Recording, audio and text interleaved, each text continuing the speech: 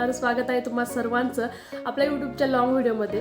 खरं तर ना या दिवसाची मी खूप दिवसापासून वाट बघत होते, कारण संक्रांतीच्या शूटपासून मला माझ्या यूट्यूब चॅनलवरती व्हिडिओ स्टार्ट करायचे होते। आणि आज आहे 10 जानेवारी आणि आज मी संक्रांतीचं शूट करते आणि त्यासोबत ना मी आज दिवसभरात काय काय करणार आहे सगळं तुमच्यासोबत या ब्लॉगद्वारे शेअर करणार आहे। त्यामुळे हा ब्लॉग ना तुम्ही शेवटपर्यंत नक्की बघा आणि छान छान कमेंट्स करा आणि ज्यांना कोणाला शूट करायचं आहे ना त्यांच्यासोबत हा ब्लॉग शेअर करा, कारण शूटच्या आधी काय काय प्लॅनिंग करायची असते, काय काय सगळ्या गोष्टी घेऊन जायच्या असतात, सगळं तुम्हाला या ब्लॉगमध्ये बघायला मिळेल।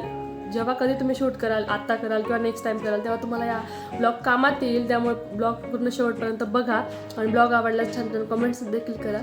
आज मला ना आत्ता वाजलेत 12, मला 4 वाजता लोकेशनला पोहोचायचं आहे। ते इथून जवळपास 1 तासाच्या अंतरावरती आहे। 10 तारखेला ब्लॉग स्टार्ट केला, पण आम्ही शूट करतोय 12 तारखेला आणि या शूटमुळे आमच्यात भांडण पण झालं। पण काय झालं ना हे तुम्हाला पुढे सांगते। आज घरी आल्यानंतर हे मला म्हणतात, चल तुला पार्लरमध्ये सोडतो आणि मी आणतो, तुला काय आणायचं आहे ना, पतंग वौसा वगैरे सगळ्या गोष्टी मी घेऊन येतो। तर त्यांनी मला पार्लरमध्ये सोडलं आहे आणि ह्या आहेत सोनलताई, ह्या आज माझा मेकअप करणार आहेत। तर तिथे आल्यानंतर त्यांचं क्लायंट चालू होतं, त्यानंतर मग त्यांचं क्लायंट झाल्यानंतर त्यांनी सुंदर असा माझा मेकअप केला आहे, जो की मला फार आवडला। जर तुम्हाला आवडला असेल तर तुम्ही मला कमेंट बॉक्समध्ये नक्की कळवा।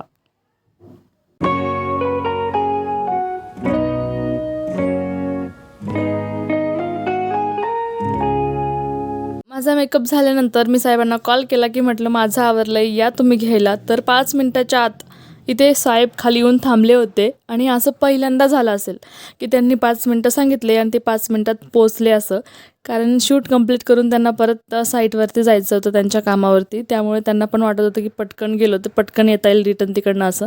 आणि आता जाताना मला सांगतात की माझे शूज धुतलेले नाही आहेत, तर मला नवीन शूज घ्यायचे।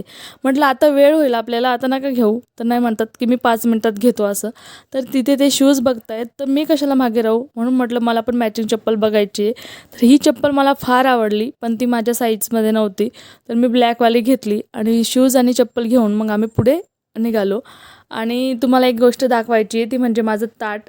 तर मी वौसा वगैरे काहीच आणलेलं नव्हतं, कारण माझं शूट आज होईल असं मला वाटलंच नव्हतं। त्यामुळं तुम्हाला ताट दाखवते की या ताटामध्ये जो वौसा आहे ना तो यांनी आणलेला आहे आणि यांनीच भरलेला आहे। तर ते ताट बघून मला यांचं एवढं कौतुक करावं वाटत होतं, कारण सकाळी मी नाराज झाली होती आणि ते मला म्हटलं आता कधी जायचं आपण, ते आल्यानंतर की आपण मार्केटमध्ये कधी जायचं, कधी एवढं सगळ्या वस्तू आणायच्या।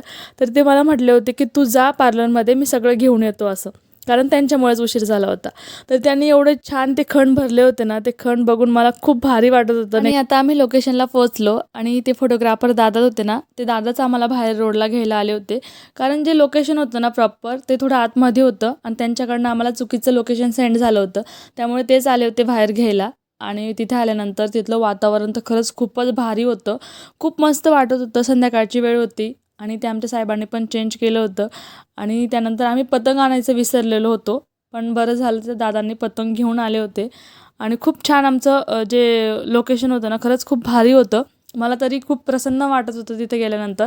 आणि मग ते दादांची पतंग वगैरे घेतली आणि आम्ही आता शूटसाठी जात होतो। आणि तिथे गेल्यानंतर मला समजलं की मी एकटीच नाही, जिचं शूट बाकी आहे, भरपूर कपल तिथे शूट करण्यासाठी आलेले होते आणि मग त्यात आम्ही पण होतो। आणि तिथे आम्ही शूट करायला सुरुवात केली आणि एवढं भारी शूट आमचं झालं, म्हणजे आमच्यापेक्षा आधी गेलेले लोकांचं शूट चालू होतं, पण आमचं शूट एकदम पटकन झालं। आम्ही रिटेक घेतलाच नाही, पटपट शूट केलं, कारण त्या दादांना पण शूटसाठी जायचं होतं, अजून एक शूट होतं त्यांना। आणि दिवस असताना शूट झालं की शूट भारी होत असतं, त्यामुळे त्यांना पण जायचं होतं त्यांच्या शूटसाठी आणि यांना पण जायचं होतं त्यांच्या साईटवरती कामा। शूट तर आमचं खरंच खूप भारी झालं होतं। शूट झाल्यानंतर म्हटलं आपला ब्लॉग स्टार्ट करूया। मी त्या ब्लॉगसाठी ना 1-2 क्लिप घेत होती, तर हे मला म्हणत आहेत चल घरी, आता उशीर होतोय, मला साईटवरती जायचं आहे, तर आपण ब्लॉगिंग करण्यासाठी नंतर कधीतरी येऊ। त्यांना म्हटलं की मला आजचा ब्लॉग शूट करून अपलोड करायचा आहे, तर 1-2 क्लिप माझ्यासोबत घ्या। आणि त्यांच्यासोबत पण 1-2 क्लिप घेतल्या आणि मग आम्ही घरी निघालो। आणि आता तुम्हाला सांगते की आमचं भांडण का झालं। ते झालं असं की आम्ही 10 तारखेला फायनल केलं होतं शूट करायचं असं, आणि 10 तारखेला यांनी मला टायमावरती सांगितलं की माझं आज जमणार नाही, मला खूप काम आहे असं। आणि फोटोग्राफर दादा आणि त्या सोनलताईंनी त्यांना मी टायमावरती नाही म्हटलं। मग यांना म्हटलं मी आता आपण शूट करायचंच नाही, आपण आता पुढच्या वर्षी शूट करूया।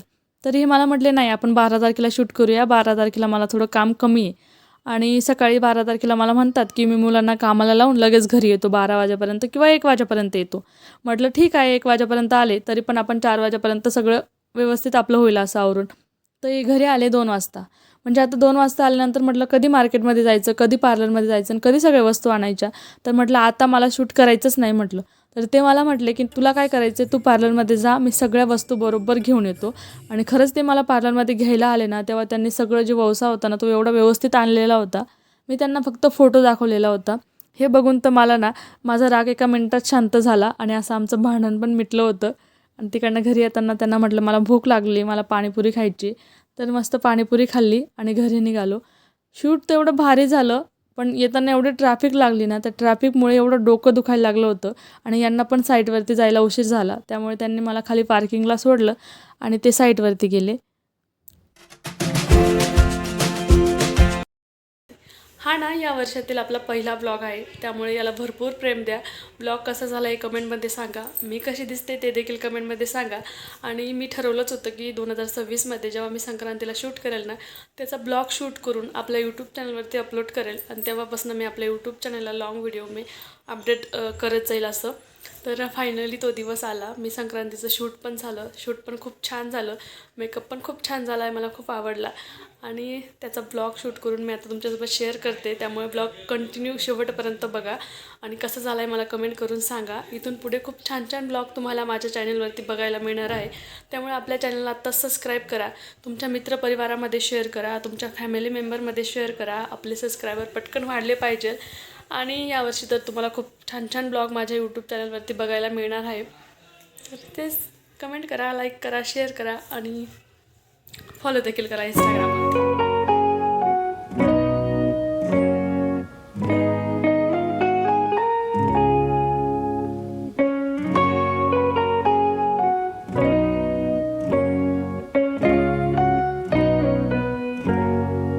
त्यामुळे तुम्हाला खूप छान छान ब्लॉग माझ्या यूट्यूब चॅनलवरती बघायला मिळतीलच.